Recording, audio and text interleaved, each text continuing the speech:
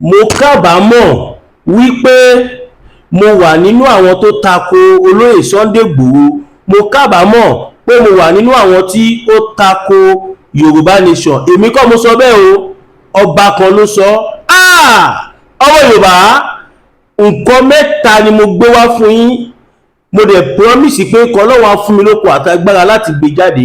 Alákọ̀ọ́kọ́ bẹ́ẹ̀, ó jẹ́ ohun tí ó banú gbogbo ọmọ Yorùbá jẹ́ káàkiri àgbáláyé, torí pé bí mo ṣe ń bá yín sọ̀rọ̀ yìí, rere ti rún, nǹkan ti ṣẹlẹ̀. Nísìnyí báyìí mo ní ayọ̀ láti sọ fún yín pé ọ̀pọ̀lọpọ̀ àwọn ọba kan ti dìde, wọ́n ti mọ̀ lọ́rọ̀ báyìí. Ohun tí bàbá wa olóyè Sunday Adéníyì Adéyẹmọ Ìgbòho òòṣà, owó bàbá dámì, ẹkùn ọkọ̀ Fúlàní, àjànàkú kọjá mo rí nǹkan fìrí, tabarerin ká ní arérin, ẹmu ẹkì ẹwọ bí ẹ̀kọ́ ládé aláàfin ò ládé, adé aládìkún la gbà fáláàfin. Kábíyèsí Elédùmarè. Ìran bàbá wa olóyè Sunday Adéníyì Adéyẹmọ, ìran wọn ti ń ṣoore bọ̀ fúnlẹ̀ Yorùbá nísìnyí láì bojú wẹ̀yìn wò. Ẹ tún wá wo tó tún ṣẹlẹ̀ báyìí. Bàbá wa olóyè Sunday Adéníyì Adéyẹmọ Ìgbòho òòṣà, tí wọ́n jẹ́ ọmọ aládìkún, ẹ tún wo gudugudu méje yàyà mẹ́fà tó ń ṣe fúnlẹ̀ Yorùbá lọ́wọ́lọ́wọ́. Bí mo ṣe ń bá yín sọ̀rọ̀ yìí, ìkọ́nú àwọn ọba tí wọ́n ti ẹ̀ nífẹ̀ẹ́ ọ̀rọ̀ Yorùbá nation débi tí màá ní wọ́n dá sí, because tèmi bá gbọ́ kankan mo máa kọ́kọ́ make research. Bí mo ṣe ń bá yín sọ̀rọ̀ yìí, ìjọba ìpínlẹ̀ Ọ̀ṣun wọ́n tún ti sọ ọba kan sẹ́wọ̀n, wọ́n ti remind ẹ̀ báyìí tó ti wà ní prison. Tí n bá sọ fún yín pé ó ń jó lórí omi, ẹni tí bá sọ wípé ló ń jó lórí omi, ẹni kí lọ kéwù ẹ̀ wá. Ṣèbí ohun tá à ń sọ fún àwọn bàbá wa leléyìí. Àwa mọ̀ pé torí ìjẹkújẹ tọ́pọ̀lọpọ̀ àwọn ọba ń jẹ ni ò jẹ́ kó lè jáde sọ̀rọ̀. Wọn ò dẹ̀ ṣetán láti yọwọ́ nínú ìjẹkújẹ yẹn. Àwọn ọba tí wọ́n bá wọn jẹjẹkújẹ, tí wọ́n tiẹ̀ bá wọn dá sọ̀rọ̀ òṣèlú àbí kankan gẹ́gẹ́ bí ọba gidi tí wọ́n jẹ́, irú àwọn ọba yẹn lẹ rí tí wọ́n ń support Yorùbá nation, tó jẹ́ wípé wọ́n níṣẹ́ tó ń ṣe, wọn kì í ṣe political thug tàbí political messenger tó padà sọ́dọ̀ ọba. Bí mo ṣe ń bá yín sọ̀rọ̀ yìí, ọba ti lọ fi adé ṣẹ̀wọ̀n, ọba ń fi adé ṣẹ̀wọ̀n lọ́wọ́lọ́wọ́ nílùú Àbújá. Mo sọ fún yín, mo ní àwọn Fúlàní wọn ò fẹ́ àwa ọmọ Yorùbá, a ní wọn ò fẹ́ àwa ọmọ Yorùbá. Ọ̀pọ̀lọpọ̀ nǹkan tí àwọn bàbá tí wọ́n ń ṣe tó ń ṣe jù kan táwọn bàbá tí wá ń ṣe lọ, kò sẹ́ tó wọ́n lẹ́wọ̀n nínú wọn. Ǹjẹ́ gbọ́ rí pé gómìnà ìlú gómìnà ilẹ̀ Haúsá àbí pírẹsidẹ́ǹtì kan tó jẹ́ ọmọ Fúlàní ohun ẹ̀mí àlẹ́wọ̀n yìí kò ní ṣẹlẹ̀ ni. À ń sọ fún ẹ̀yin bàbá wa, fún wa lẹ́nu, jẹ́ ká lẹ́nu sọ̀rọ̀. Ṣèbí bó ṣe ṣẹlẹ̀ yìí nísì tọ́ lọ́wọ́ gan yín tọ́jú yìí sẹ́wọ̀n. Ṣèbí àwa ọmọ Yorùbá ló yẹ ká jáde tán ká bẹ̀rẹ̀ sí ní pariwo. Ǹjẹ́ a lè pariwo fún yín báyìí nísìnyí? Ǹjẹ́ a lè jà fún yín? Ẹnu wa ò rán ọ̀rọ̀ torí pé ẹ ò fún wa lọ́rọ̀ sọ. Ọ̀pọ̀lọpọ̀ àwọn ọba tí wọ́n support Yorùbá nation torí pé inú ìdọ̀tí ni wọ́n ti ń jẹ ni. Gbogbo ẹnu ni mo fi ń sọ, mi ìyọ sọ. Kábíyèsí fún gbogbo ẹ̀yin orí adé tẹ́ dúró wámúwámú tí ẹ shake. Àwọn ọba tí wọ́n support Yorùbá nation, ẹ jẹ́ kó pàṣẹ rú ẹ̀. Tí àwa ọ̀dọ́ ọmọdé àgbà lóríṣiríṣi tí a ò bá ní tú jáde ká lọ pariwo kó fi sílẹ̀. Ohun tá à ń sọ fún ẹ̀yin bàbá wa nìyí. Kí ni nǹkan tó ọba yẹn ṣe? Ọba yẹn ló ń ṣe illegal mining. Lóòótọ́ àwọn nǹkan tó ṣe yẹn ò dáa. Ohun tó ọba yẹn ṣe kò dá látayé dọ́run. Ṣèbí nítorí ẹ̀ náà ni gbogbo irú ẹ̀yin ọba báyìí pẹ̀lú àwọn ọba kọ̀ọ̀kan tó jẹ́ pé wọ́n fi wá bọ́ọ̀s tí lè ṣe Sunday Igboho tí gbogbo yín tí kẹ́kẹ́ pamọ́ yín lẹ́nu tí ẹ ò tiẹ̀ lè sọ̀rọ̀ lásán. Amọ̀ye ọba tó sọ̀rọ̀ ńlẹ̀ Yorùbá. Nígbà yẹn Fúlàní ló tún ṣalákòóso orílẹ̀-èdè Nàìjíríà. Àwọn ọba tó fi ń tọrọ ọba, àwọn ọba tó dúró tó yóyó, wọ́n jáde síta, wọ́n ní láéláé. Kódà bàbá mi ọba Olúgbọ́n, kábíyèsí Elédùmarè, kábíyèsí bàbá mi. Ọba Olúgbọ́n sọ nígbà tí Buhari pe gbogbo àwọn ọba sí meeting lórí ọ̀rọ̀ Chief Sunday Igboho nígbà tí bàbá wà prison, wọ́n pe gbogbo wọn sí palace, sí Aso Rock. Ọba Olúgbọ́n ní ẹ mú ọmọ wa, ẹ wá ní ẹ fẹ́ bá wa ṣèpàdé. Kí ìpàdé òfòwò nìyẹn. Ìpàdé tí ó bá ti ń ṣe pé bẹ́ẹ̀ ṣe fẹ́ fi bí ẹ ṣe fẹ́ fi bàbá wa Olóyè Sunday Igboho sílẹ̀, ẹ bá pè mí sí. Nígbà tí Buhari wà lórí oyè, ọ̀pọ̀lọpọ̀ ọba wọ́n dákẹ́ pím lásán wọ́n ṣe. Wọ́n ti gbàgbé pé ẹni tó lọ́hùn bá gbé dìde ẹ̀dá kan ò lè gbé ṣubú. Ọ̀pọ̀lọpọ̀ àwọn ọba wọn tó bẹ́ẹ̀ kọ́ sọ̀rọ̀ nígbà yẹn, nígbà tó jẹ́ pé ọ̀pọ̀lọpọ̀ wọn ti jẹ nínú dòdò. Mi ìsọpọ̀ bá kọ́kọ́ jẹ dòdò, ṣùgbọ́n èmi sọ view tèmi. Ọba Olúgbọ́n yarí pé láyé ẹ̀dá padà mi ní tẹ̀ta. Tó bá fẹ́ jẹ́ kí àwa bá ẹ, kébi personally wá bá ẹ, o gbọ́dọ̀ fi ọmọ mi Olóyè Sunday Igboho sílẹ̀. Kò dá wọn lóhùn, kò dẹ̀ rí kan ṣe fún bàbá yẹn. Buhari ò rí kankan ṣe fún Ọba Olúgbọ́n tó wọ́n mọ̀ pé tóun bá dánwò ó gbélé Yorùbá ló máa dìde. Kábọ̀ sí bọ̀ sí èèwọ̀ òrìṣà ìwé òní ṣẹlẹ̀, ọwọ́ kókó lọ fi ń wọgi. Tẹ̀gbọ́n táwọn ìyá mi sọ ni wọ́n ní a ò kì í béèrè aṣọ dúdú lọ́wọ́ odù ilé, a sì kì í béèrè aṣọ àkísà lórí àkìtàn. Bégún bá ṣeré bó bá ṣe bí ọ̀nà gbàrẹ́ láti ń foríjì. Ọba níyìn, àṣẹ lọ́ba máa ń pa, ọba kan ń dábàá. Ẹ torí ìjẹkújẹ a ò lè jà fẹ́yìn bàbá wa. Ohun tó dẹ̀ wà lókè ó sì tó aṣọ gbẹ. Kódà kan fi ọba yẹn torí fídíò tí mo ṣe yìí sí, mo mọ̀ pé àwọn kan tó jẹ́ politician wá ti sáré ààrẹ ìgbọ́n ìmọ̀ lọ fọ ọba yẹn sílẹ̀. Kò lè tọ́ nínú wọn, kò lè tọ́ nínú tàn pé wọ́n gbé ọba kan láti palace pẹ̀lú orí pẹ̀ládé lórí, wọ́n gbé lọ sọ́gbà ẹ̀wọ̀n nípò ń jàjọba lólè, illegal gold mining. À ń sọ fún ẹ̀yin bàbá ìta bá gba orílẹ̀-èdè wa, ẹ ní láti jí góòdù, ẹ ní láti jí silver, ẹ ń ṣe gbogbo yẹn nítorí pé láti survive àti láti live with life tó wù yín, a luxury life. Àwa mọ̀ pé ọ̀pọ̀lọpọ̀ ọba nílẹ̀ Yorùbá ló ń wa gold, everybody knows. Kò ṣe nǹkan tuntun. Wọ́n gbé ọba yẹn dúró lọ́ṣun ní ìlú tó ti jọba lé, ara kan tá à ń sọ lè. Wọ́n gbé lọ Àbújá lọ́hùn. Tẹ́ bá wà àwọn tó wà ń di ọ̀rọ̀ yìí sí, àwọn Fúlàní ló máa jẹ́. Nígbà tí wọ́n dẹ̀ mú ọba yìí náà, wọ́n mú wọn pẹ̀lú àwọn Fúlàní 4 tí wọ́n jọ ń wa gold according to nǹkan tó wà lórí newspaper.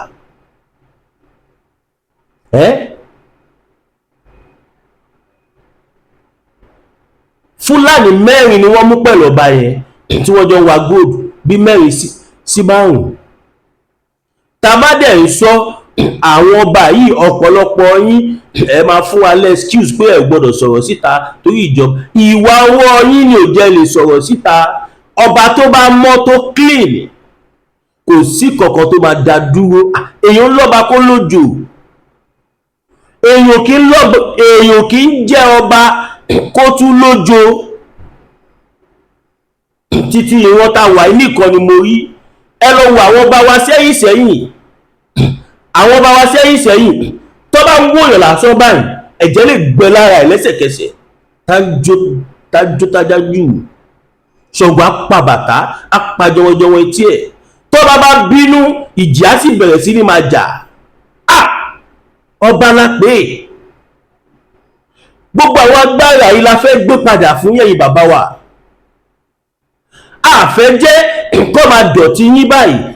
Ẹ sọ fún mi, ẹ́míà mélòó ni wọ́n ti gbé sẹ́wọ̀n rí ní ilẹ̀? Wọn ní ṣe bẹ́ẹ̀, torí pé àwọn bàbá àwọn northern elders tẹ̀wò yẹn wọ́n fira wọn sí ipò tí àwọn ọmọ wọn tó fi máa jà fún wọn. As bad as pé àwọn Fúlàní jẹ́ àtọ̀húnrìnwá, tí wàhálà bá ṣẹlẹ̀ wọ́n sì ń jà fún àwọn Haúsá yẹn wọ́n sì lè wà ẹ̀. Ẹ̀yin tẹ́ jẹ́ bàbá tiwa ẹ̀ mà kí ń jà fún wa, kàkà kẹ́ jà fún wa ẹ tún kó bá wa sí ni. Ẹ̀yin bàbá wa péréte kan lẹ dúró tán, tá dẹ̀ mọ̀ pé possible pé ẹ̀yin dúró tán bóyá ẹ bá wọn jẹ́nu dòdò ni. I'm just expressing my opinion. Mi sọ pé bó ṣe rí nìyẹn. Allegedly newspaper ti gbé náà, gbogbo newspaper Nàìjíríà ló ti gbélé ní ọba aládé. Kílẹ̀ ìyára bí ìfẹ́ sọlé ayé dà. Ẹ ń dójú tì ìran Yorùbá, ẹ ń dójú tì àwa ọmọ Yorùbá, ẹ ń dójú tì wá.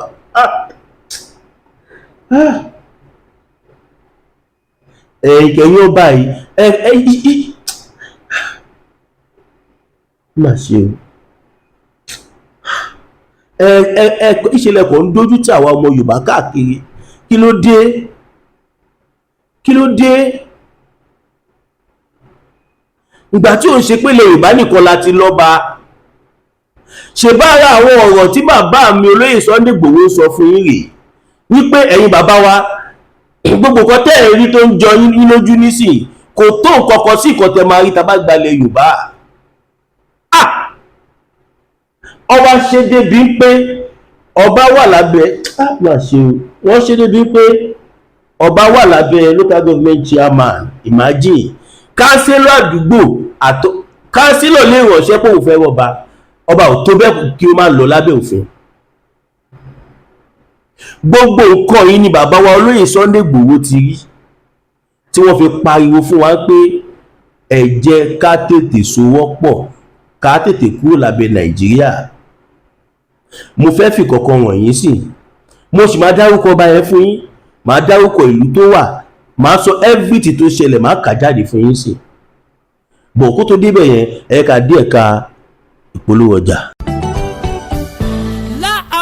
Bitter tea ẹkùn tí ń wọ̀yá àjà pẹ̀lú àwọn kíndìnrín tó ní stone nínú, ìyẹn kidney stone, yóò mẹ́ẹ̀tì ẹ̀ tẹ́sí yádànù nínú àgọ́ ara yín. Òun kan náà ló ṣiṣẹ́ fún liver, ìyẹn àìsàn jẹ̀dọ̀jẹ̀dọ̀. A sì tún máa ṣiṣẹ́ fún heart, ìyẹn ìṣòro àìlèmí sókè sódò dáadáa. Láàólá bitter tea ló tún ṣiṣẹ́ fún ìfúnpá gíga, ìyẹn high blood pressure. Bákan náà gbogbo ẹ̀yin tẹ́ ẹ bá ní ìṣòro ìsétọ̀ tí a mọ̀ sí prostate cancer, gbogbo àwọn àìsàn tá a là kalẹ̀ yìí pátápátá òun ni láàólá Aba bitter tea yóò bá wà yá àjà. Ìṣòro ara ríro ń kọ́ láàólá bitter tea òun ni kẹ́ ẹ gbẹlura láti wá rí egbòogi láàólá bitter tea rà. Àbí tẹ́ ẹ bá fẹ́ mọ ibi tí wọ́n tẹ̀dó sí, ẹ mẹ́sẹ̀jì wọn lórí àwọn WhatsApp numbers yìí +447-4245-27137 àbí àwọn Nigeria numbers yìí 08033194355 tàbí 08026265000. Kò bára rí ẹ̀rí inú ẹ̀jẹ̀ ti kàn jẹ̀gbọ̀n lọ́wọ́ láàólá bitter tea gbẹlura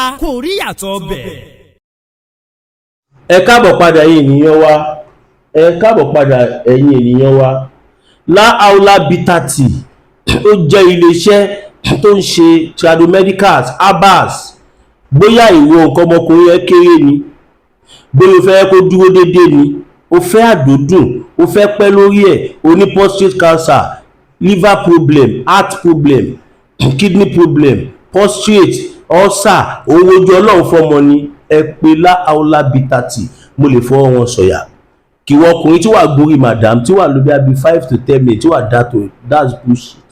Ó yẹ kó máa rí bẹ́ẹ̀ pẹ̀lú kan tí ọlọ́run fún wa lẹ̀ Yorùbá. Kò dẹ̀ síbi tí wọ́n kì í deliver sí, they deliver worldwide, all over the world within a day 2 days. Kẹwàá lọ sí ilẹ̀ ọmọ akọ̀yìn lára. Now back to our issue. Ọmọ Yorùbá, afẹnusọ, àfojúsọ, afarasọ, ẹni ẹ ò mẹ́ni tó kú. Ẹ rí pé this is a national disgrace. Ìwà tọ́pọ̀lọpọ̀ èèyàn ọba wa dẹ̀ ń wù, ẹ lọ jáwọ́ níbẹ̀. Ṣẹ́mọ̀ téèyàn bá ti jẹ àwọn nǹkan kan kò ní ní mind láti sọ̀rọ̀ síta. Somebody like me say, mo máa ń sọ gbogbo ìgbà, àìmọye tí àwọn èèyàn kọ́ bá dédé fi private number pè mí, máa bí tó máa fẹ́ máa tóòsì mi, kàjó mi, níbi tí mo lè bá dé yìí, ṣí ọ lè fowó tọ́ mi ṣá, owó tí mi gbà. No. Now ẹ jẹ́ kí a sowọ́pọ̀ pẹ̀lú bàbá wa olóyè Sunday Igboho, but kí tó bẹ̀rẹ̀ sí ní play anything, ẹ jẹ́ kí kọ́kọ́ ka ìròyìn yẹn jáde fún yín kẹ́ lè mọ̀ pé àwọn ọba yìí wọ́n ń dójú tì wá gbà.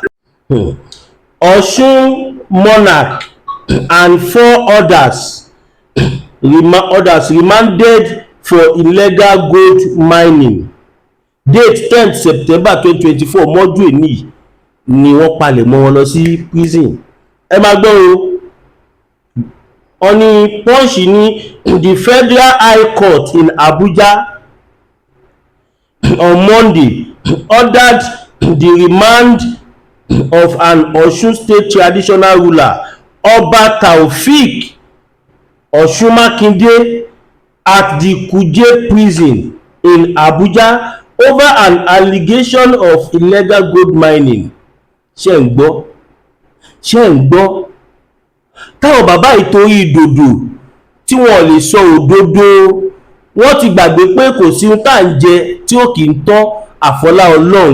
Ọlá Ọlọ́run nìkan ló wà títí láéláé. Ọlá Ọlọ́run nìkan ni the only thing tí a lè sọ pé kò kì í tán, and it's not a material something. Ẹ máa gbọ́ o. Justice Emeka Nwante made the remand order shortly after the monarch, who is the Obawore of Ife Tuntun in the Ife Central Local Government area of Osun State, was arraigned. Wọ́n àárẹ̀ ọba gbígbà tó bá àárẹ̀ ó mà ṣe o. Ọmọ Yorùbá, ẹ̀yin bàbá wa, kí ló ń ṣẹlẹ̀? Gbogbo yín lọ́lọ́run ti fún yín nìkan tẹ́ máa jẹ di ọjọ́ alẹ́ yín. Ẹ ṣe gbójú ní gbogbo nǹkan yòókù yìí, ẹ gbójú bẹ́ẹ̀ kẹjẹ́ ká dá dúró. Gẹ́gẹ́ bẹ́ẹ̀ ṣe mo bá ṣe máa ń sọ pé ọba ló lẹ́rù, ọba ló nílùú, ìjọba nílùú mọ́. Gbogbo àwọn agbára ta fẹ́ dá padà fún yín lélẹ́yìí, but kò wá ní jẹ́ pé máa fi jalè, kò ní sáyà àti jalè, because country ta fẹ́ regain freedom yìí, it is going to be one of the most best country in the world. Kódà ó possible kò jẹ́ number 1 best country in the world, tàbí number 2 àbí number 3. Gbogbo àwọn Amẹ́ríkà òkò ọ̀nbẹ́ ni tí lè bàbá kọ́ fún wa ní 10 years. Amẹ́ríkà wọ́n máa apply for visa wa ká máa refuse wọn bí wọ́n ṣe refuse wa nísìn. We know what we are talking about. Tá bá dá dúró, gbogbo orí burúkú tó ń ṣẹlẹ̀ sẹ́yìn bàbá wa yóò ní máa ṣẹlẹ̀. Kábọ̀síbọ̀sí ọba go ní fẹ́ jalè, torí ọba ló nílùú, ló lẹ́rú, ń tẹ́ bá fẹ́ ìjọba máa fún yín. Gẹ́gẹ́ bí ọba, ẹ máa wà nípò ọba ẹ ṣáàrí Queen Elizabeth àti King ṣé prime minister lé ọ̀dà pé kó lọ jù wọ́n sẹ́wọ̀n? wọn lè ṣe torí ọba gan ní hùwà dọ̀tí. ọ̀pọ̀lọpọ̀ àwọn ọba wa ìwà dọ̀tí pọ̀ lọ́wọ́ wọn gan ló fà tí wọ́n fi lè jáde wá sọ̀rọ̀. kíní ìdẹ́ ń tọwọ́ bọ̀ mí lẹ́nu káwọn ọ̀rọ̀ kan wà tó yẹ pé a fẹ́ sọ síta. ó lójọba tí ò wá gbódùn ilẹ̀ Yorùbá, gbogbo ẹnu ni mo fi ń sọ, péréte ni wọ́n, almost all but not all ni wọ́n wá resources wa, and we don't even care about that. What we care about is let's regain our freedom. ẹ̀yin bàbá wa kan náà ilẹ̀ ń takò wá. wọ́n gbé yín látọ̀ṣun, wọ́n lọ jù yín sáàrin àwọn criminal l'Àbújá ní Kùjé, kẹ́ ẹ mọ̀ bí tó jẹ́ Kùjé prison ní ẹ̀yìn yan wa. òun mo fi sọ fún yín wípé we are not recognized under Nigeria, then why don't we go? Clayton padà sílé. bàbá Tinubu ẹ̀yin lẹ ń dìwà mú o. bàbá Tinubu ẹ̀yin lẹ ń dìwà mú o. ó lè yé yín, ó yé yín. tí ó bá ń ṣe ẹ̀yin tẹ́jẹ́ president tẹ́jọ́ ọmọ Yorùbá, àwọn alákíkanjú ọmọ ilẹ̀ Yorùbá wọ́n á ti jáde fún protest, jáde fún everything. òun ṣàwátà ṣe Yorùbá nation ni mò ń sọ o, nítorí àwọn ṣe protest, àwọn tó máa organize protest most of them wọ́n á ti jáde tán. ẹ wo táwọn Fúlàní ṣe fún wa, wọ́n pa wá on a daily basis. ẹnìjọ́ mẹ́ta yìí ló pa ni àwọn Fúlàní ẹ̀ tún terrorist ẹ̀ máa fẹ̀mí ṣòfò tí wọ́n wọ nílùú kan tí wọ́n dẹ̀ to èèyàn more than 150 sínú kòtò tí wọ́n dẹ̀ fìbọn fọ́ orí gbogbo wọn. Tinubu sọ pím nípa ẹ̀ bẹ́ẹ̀ tálíkà. bàbá Tinubu ti àdírẹ́sì ẹ̀rí débi tá a máa sọ pé bí àwọn máa sọ̀rọ̀ lórí ẹ̀ náà kẹ́kẹ́ ká máa gbọ́. wọ́n ní di ọ̀gbọ́n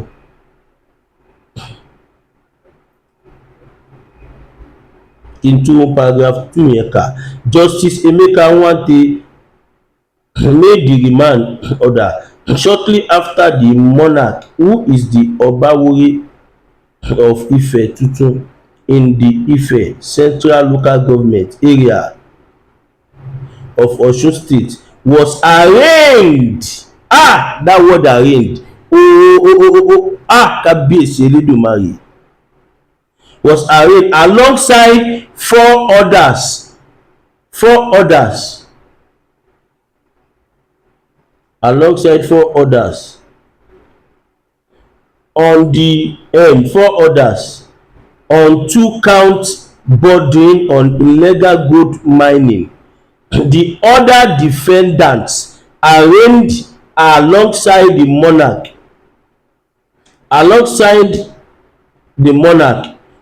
Shehu ẹ máa gbọ́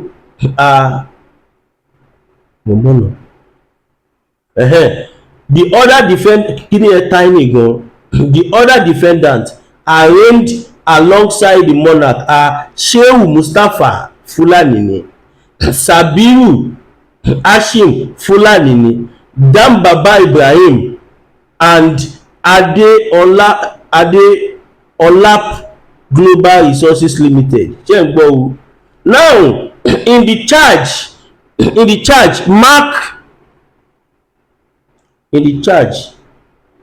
ó dúró kí máa yára ti zoom kìíní. Okay.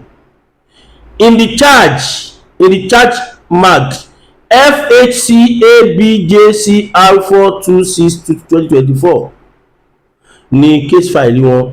The Attorney General of the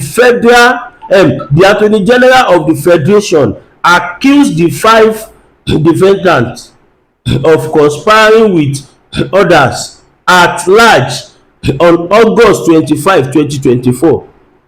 Àtìgbà tí wọ́n ti sọ wọn nìyẹn to engage in the illegal gold mining at the Ogunlepo mining site in Lege Community, Odigbo Local Government area of Ondo State. The AGF said they acted contrary to Section 3 sub 6 of the Miscellaneous Offence Act of 2024 and were liable to punishment under the section 1 section 8 of the same act. However, all the defendants pleaded not guilty to the charges when read to them following their no guilty plea. Counsel for the federal government Toluwalope Ojo asked Justice Nwanteng to give a date for the commencement of trial. Osun Monarch 4 others in court for farm destruction. Again, Osun Monarch back Ajao Samson bid to break world Guinness on longest reading marathon. Naira. Okay. The defense counsel Vincent, while the defense counsel Vincent, sorry, she mistake it one looking. The defense counsel Vincent Ododo on his part prayed the court to grant his client bail on various grounds. The federal government lawyer did not oppose the bail application. He urged the judge to impose conditions that would ensure their appearance in court for their trial. In a brief ruling, Justice Nwanteng granted each of them the defendant bail is the sum of 20 million with one surety in the like sum. Okay, the judge said the sureties must be resident in Abuja, while ownership of landed property and must produce a 3 years tax clearance certificate. In addition, Justice Nwanteng ordered that the defendants must deposit their passports along with 3 copies of each of their recent passport photograph with the deputy chief registrar of the court pending the perfection of their bail condition. The judge ordered that they must be remanded in Kuje prison. He adjourned till September 26 for next hearing. Ṣé ń gbọ́? Ṣé yóò tí nǹkan tí à ń sọ bẹ́ẹ̀ yẹn? Ṣé rí pé àwọn bàbá wa wọn kì í fún wa lọ́rọ̀ sọ? Gbogbo ibi tó bá jẹ́ ká ti gbèjà wọn báyìí, tá bá na fẹ́ gbèjà wọn a máa padà look stupid. Àbí báwo ni èèyàn ṣe máa ja ìjọba lólè tá máa ní a fẹ́ pariwo pé kọ́ máa ràn lẹ́wọ̀n. Nígbà tó jẹ́ pé àwọn fún ara wọn gan, àwa tá jọmọ wọn gan wọn kàn ṣe bẹ́ẹ̀ nípa àwọn rí wa. Because tí wọ́n bá ṣe nǹkan ọ̀dọ̀tí a máa jáde a máa pariwo má dẹ̀ fi wọ́n lẹ̀. Ṣé iná ti wá rí nísìnyí à ń gbọ́ pé ọba yẹn sọ pé àwọn kábàámọ̀ tí kábàámọ̀ ẹ̀ṣẹ̀ fẹ́ kábàámọ̀ báyìí ni ká dọ̀dọ̀ bàbá Máyégún. Olúsadé ní pẹran abawọ tọlẹ̀tọlẹ̀ lọ́jọ́ tí iná bá fojú komi ní dákẹ́ ariwo ọ̀sẹ̀sẹ̀rẹ̀ ò gbọ́dọ̀ tẹlẹ̀ bí ògòǹgò bó bá rìn bí ògòǹgò sísẹ́ lẹ́sẹ̀ rẹ̀ ó sẹ́ ẹ̀yọ̀ ìkọlà ló lórí ẹ̀yọ̀ Olóyè Máyégún Aníkúlápó wọ̀lú jìgànjìgàn bí ẹkùn akọrabata òkúta baba aláwo tó ń dífá bí ẹni wẹjú gbogbo ayé bá gbóná lalala bí iná ajere táwọn ìyàmí bá mi ayé ọmọ ènìyàn jìgìjìgì tètè máa bọ̀ wá sọ́dọ̀ ọmọ oníṣẹ́ olúfẹ̀ Olóyè Máyégún Aníkúlápó oṣù òórùn sùmọ̀lú ló lé ọkiri ojú oorun ogun àmúbọ̀n rere ni tiẹ̀ ni ìdí àìrọ́mọbí lọ́mọ aráyé fi dì ọ́ ogun gbèsè láyé fi kẹ́ ìwọ ni tàbí àmì ìkórìíra ní ń bẹ lára rẹ àìsàn ọjọ́ pípẹ́ ogun ìdílé àti bẹ́ẹ̀ bẹ́ẹ̀ lọ tètè gbéra ńlẹ̀ kó dìde kàn sí olóyè máyégún aníkúlápó gbogbo ara kìkì oògùn abániyẹ̀ràwọ̀ ẹni wò abólórí bẹ̀rí fún ẹ̀kúnrẹ́rẹ́ àlàyé tàbí àyẹ̀wò nípa ogun tó ń ja ayé rẹ pè sórí nọ́mbà yìí 08023940939 08023940939 ìjì kìí jà kó gbé odó lọ ìjì kìí jà kó gbé ọlọ lọ a kìí borí olóńgbò ní mògún ìwọ ló rẹ̀ yàn tá rẹ ló kọ lọ. ẹ káàbọ̀ padà yìí ènìyàn wa bàbá máyégún lẹ́rí tó pe nọ́mbà àwọn yẹn agbọ́fábẹ́ níwẹ̀jú bẹ́ẹ̀ ni bóyá ní spiritual problem ẹ fẹ́ dira confam ẹ fẹ́ gbàwé ìgbélú àwọn ìkórìíra wà lára yín ni anything spiritual bóyá ìwé ìjọ Ọlọ́run fún ọmọ ẹ pe bàbá máyégún kẹ́rí pé rere ni olúwa. Now back to our discussion ẹ̀yin náà ìwòkọ́ táwọn ọba yìí ń ṣe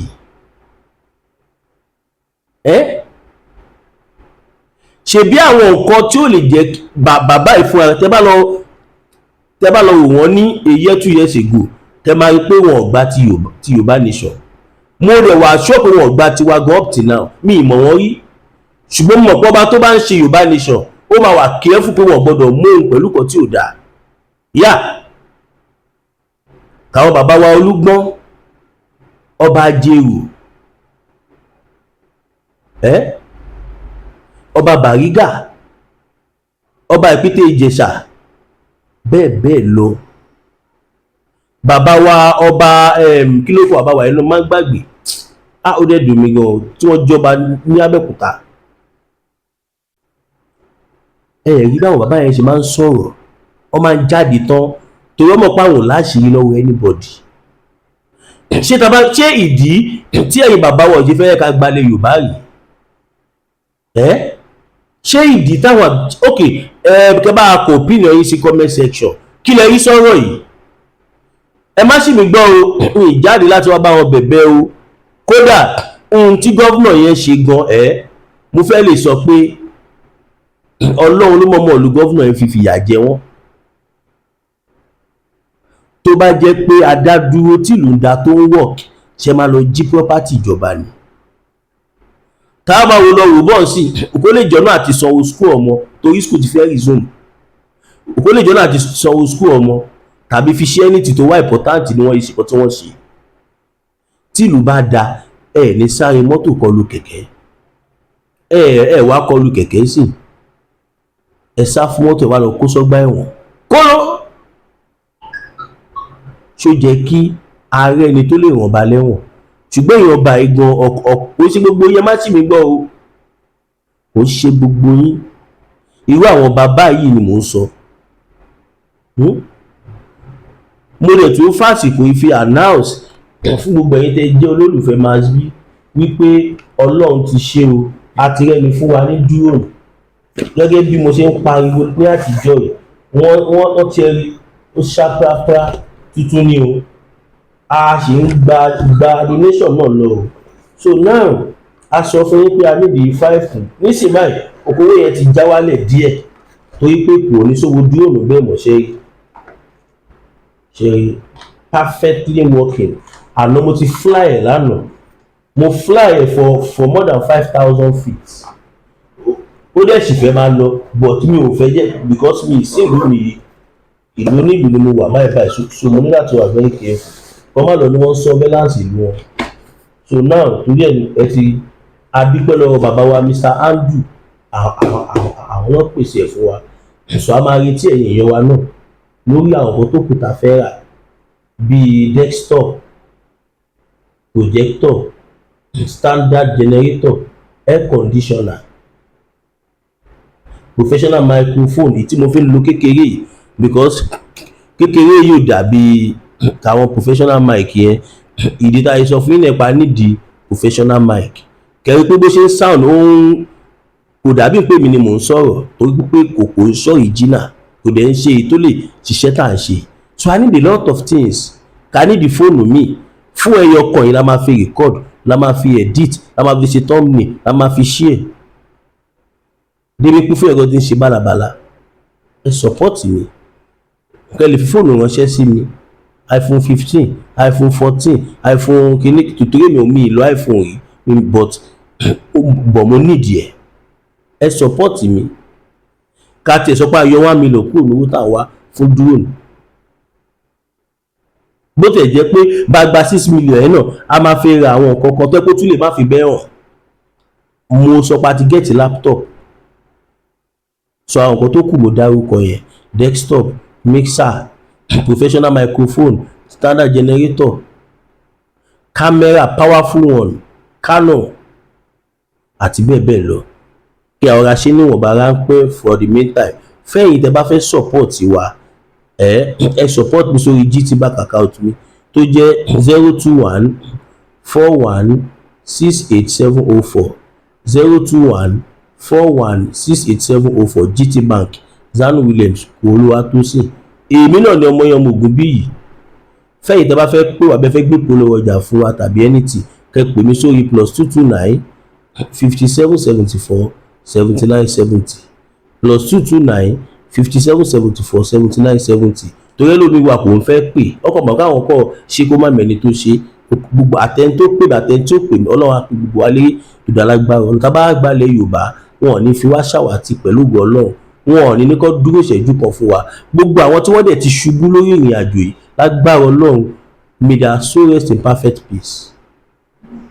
Now ẹ̀yin ẹ̀kẹ́ máa wò mí níran o kẹ́ ẹ lè mọ̀ kí mo mean business mo ti lọ ra laptop ra every but àwọn kan wà tó pé wà very very important igi tó máa ń gbé sétí yẹn sìn tó ń ṣiṣẹ́ tó máa ń lo professional studio mo nílò náà méjì nígbà tí mo ná ẹ̀rù bá mi tó ń pè fún mi ní bí 200 and something thousand tó jẹ́ ti professional one ẹ má wò mí ràn ojú agbóhà kò ní gbé ọ̀dàlẹ̀ God bless you all goodbye.